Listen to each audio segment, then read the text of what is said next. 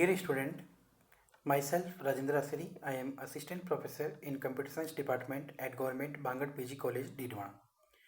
In the previous lecture, we started a lecture series on database and management system. We have discussed up to this point about various concepts of database and definition language like DDL language. In database and definition language, we discussed about the database architecture, the structure of the relational schema and a relation, how many numbers of rows and how many number of attribute we can put in a relation, putting the integrity constraint on the attributes. All these concepts we discussed in data definition language. We discussed about drop and alter attribute on the table also. Then we have started basic query structure in SQL, and we done up to this point various queries with help of clauses like SQL select, from, where, order by, group by, having closed, and aggregate function also we have discussed. We discussed various set operation like union, union all, intersect all, and accept all, and some queries also based on that we have done. Then we have done aggregate functions. In aggregate function there are 5 functions, and sum function is there, average function is there, minimum, maximum, and count function is there. Average function will give all the input value average. Minimum function will give all the input value minimum value among them. Maximum function will give the maximum value among all the input value. Count will count all the number of tuples or number of rows in a particular relation. Now null value. Null value also we discussed. This is an unknown value which when we process null value with any expression, then the result will always be null. Okay. Now nested subquery, in just previous example we have discussed. Just previous lecture we have done some example on nested query, and some complex query also we simplified with help of nested subquery, right? Now in today's lecture we will be discussing in detail about views. So before going in detail, first you should know what is view, then how to implement queries in on views in SQL. So views. So before going in this topic in detail, first I want to let you remind, in the initial lecture we discussed a concept abstraction level or level of abstraction in database. In that there were 3 levels. First level was the view level, second level was the logical level, and the third level was the physical level. On physical level, all the information are provided to the database administrator, and there is no hidden information at physical level. At logical level, it provides a relationship between various entity of the database, and at view level it will be the most abstract form of the database, in which we are providing only the main features or main attributes of the database, main tuples of the database, without going in background detail. Means we don't know what is the actual data type. Data definition related task is done at the physical level, SQL task done at the logical level, and view level task, if you want to create a different views at particular time of the relational schema, then views are very important. So in some case it is not desirable for all the user to see the entire logical model, that is all the actual relations stored in the database. It is not required to see by all the users. In that case we need to show only the main features, only the required abstract feature. Their views are very important. So consider a person who needs to know a customer's name, loan number, branch name, but has no need to see the loan amount. So this person should see a relation described in SQL by select customer name, borrower dot loan number, comma, branch name from borrower and loan, where borrower loan number is equal to loan dot loan number. Okay. So here we are putting a condition, and we are restricting on the amount. We are not including amount in select clause, right? So a view provides a mechanism to hide certain data from the viewing view of certain user. Means if you want to restrict some particular user to view a particular attribute, then view provide a mechanism to hide certain data from the view of certain users. Any relation that is not of the conceptual model but is made visible to a user as a virtual relation is called a view. Very, very important. Now, view definition. A view is defined using the create view. If you notice in the previous lectures, we create a table. Similarly, we can create a view also. The create view statement is used, very important. How to write down this?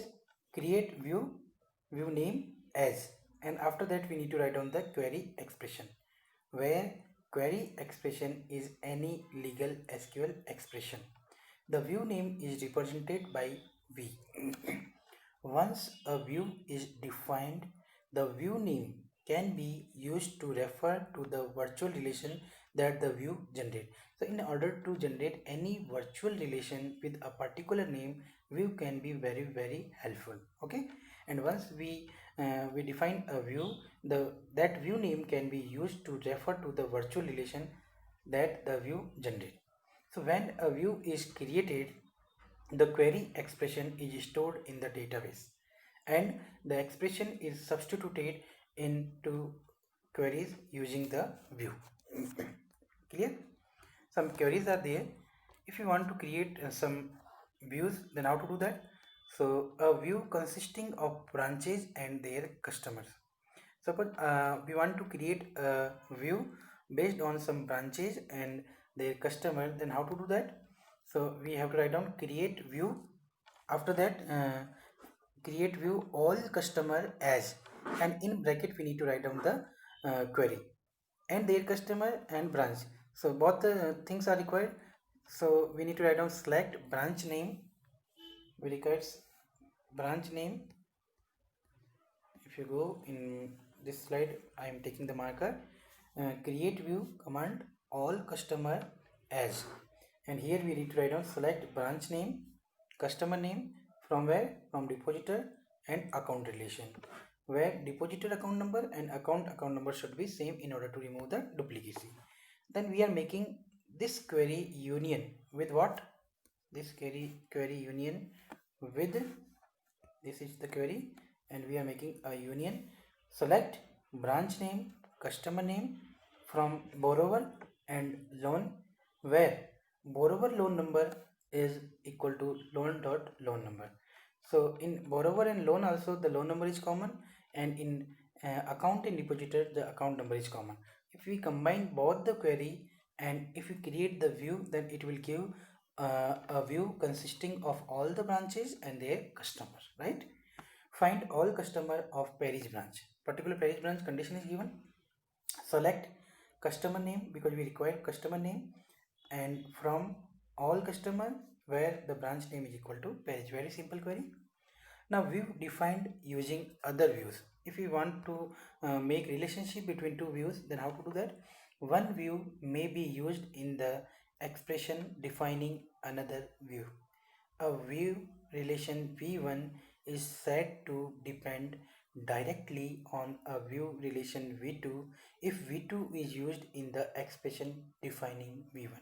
So if one view is using the another view in its expression, then they are directly dependent. A view relation V1 is said to depend on view relation V2 if either V1 depends directly to V2 or there is a path of dependencies from V1 to V2. A view relation V is said to be recursive if it depends on itself, right? Okay, recursive means if it is depending on itself. So view calling itself is called as recursive view. We can say view expansion, a way to define the meaning of views defined in terms of other views, that is called as view expansion. Let view v1 be defined by an expression e1 that may itself contain uses of view relation. So view expansion of an expression repeats the following replacement step, like we need to repeat find any view relation v of I in E1, then replace the view relation v of I by the expression defining v of I until no more view relation are present in E1, where the statement are self-explanatory. Again, I am repeating. Suppose you need to repeat and find any in the repeat clause, find any view relation v of I in E1 expression, replace the view relation v of I by the expression and defining vi until no more view relation are present in E1. Okay, as long as the view definitions are not recursive, this loop will terminate. Now next very important topic, that is modification of database. If you remember in this topic modification of database, we also covered in relational algebra. Now we are discussing this same concept in SQL. Means modification means updation, and updation can be of three types. It can be deletion, it can be insertion, or it can be modification or updating some particular tuple value or domain values of an attribute. So directly we will take some queries, and with help of query we will understand these modification operation. So modification of database, first is deletion.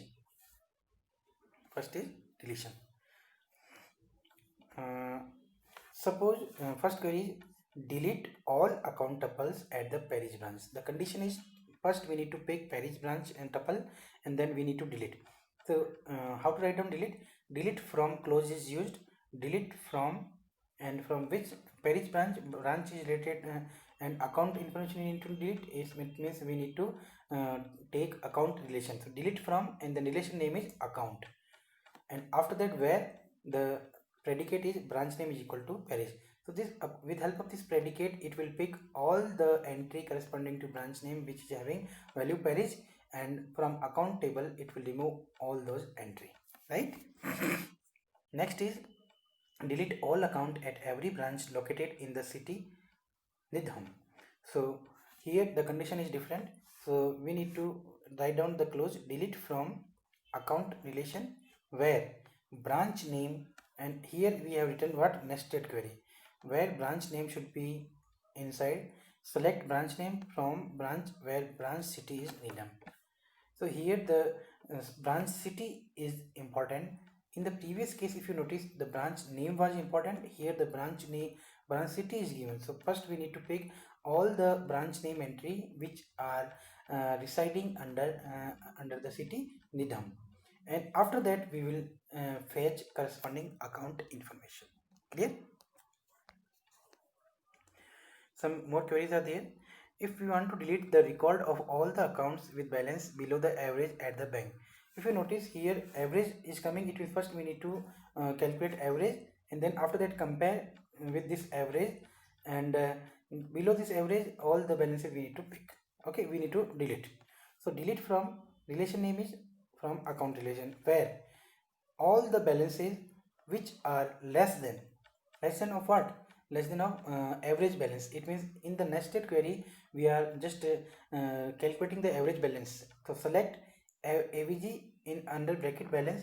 So on the balance attribute average aggregate function will be applied, and from account table it will fetch all the information related to balance and it will put average. So after that the comparison will come into picture. So this inner query, nested query, will give the average balance, and from this average balance we are comparing the original balance attribute. So if we are saying that where balance is less than average balance, then those tuple will be deleted. That is our objective, because we need to delete all the accounts with balance below the average at the bank. Now the problem is that as we delete tuples from deposit, the average balance changes. Okay, so very good, because some tuples are removed, then average balance will definitely changes, because suppose initially 5 rows are there, if 2 rows are removed, then the average of 3 rows balance will be different from the average of 5 rows balance, right?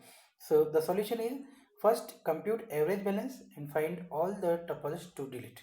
Next delete all the tuple and then without recomputing average or retesting the tuples. So in this manner we can do this, remove this problem. Now modification of database, next is insert. If we want to add some new tuple to an account, then insert insert command will be used. Insert into table name or relation name, and after that values. Then in the bracket we need to write down all the domain value, all the we can say attribute value. Suppose A9732 corresponding to first attribute, corresponding to second attribute Paris, and third attribute 1200. For equivalently we can write down insert into account, and in that we can write down the attributes name like branch name, balance, and account number, and values are written in the values close. So first is insert into, and after that all in the relation name we need to write down in bracket all the attribute name, then after values all the actual values of the those attribute. So in this manner we can perform the insertion also. In modification we can perform, we can update some value, means we can insert as well as we can delete. So at the same time if we are performing insert and delete based on some condition, then it is called as update. Suppose here if you want to increase balance over 10,000 by 6%, all other account receive 5%. So two conditions are there. So here we need to write down update statement. Update account set balance equal to balance into 1.06 where balance is greater than 10,000. Okay, condition, based on the condition we are doing some updation. So here update and set command is used. Next is update and set. We are doing 1.05 only because condition is given that less than 10,000 1.05% increment only. Okay, so the order is very important, and it can be done better using the case statement, which we are going to understand in the next class. Now we can update the view also with the help of create view. First we are creating the view, and after that insert into relation name, and then values we can put. While putting the value we can just ignore some value, or this insertion must be represented by the insertion of the tuple. Suppose we are writing first value as it is, second value, but rather than just ignoring the third value, we are putting the null into the null relation. So that can be done in case of updating the view also. Okay, so first we need to create the view. After that we can insert some new entries in the view. So in this manner we can do some modification in SQL. That's all from this lecture. Thank you.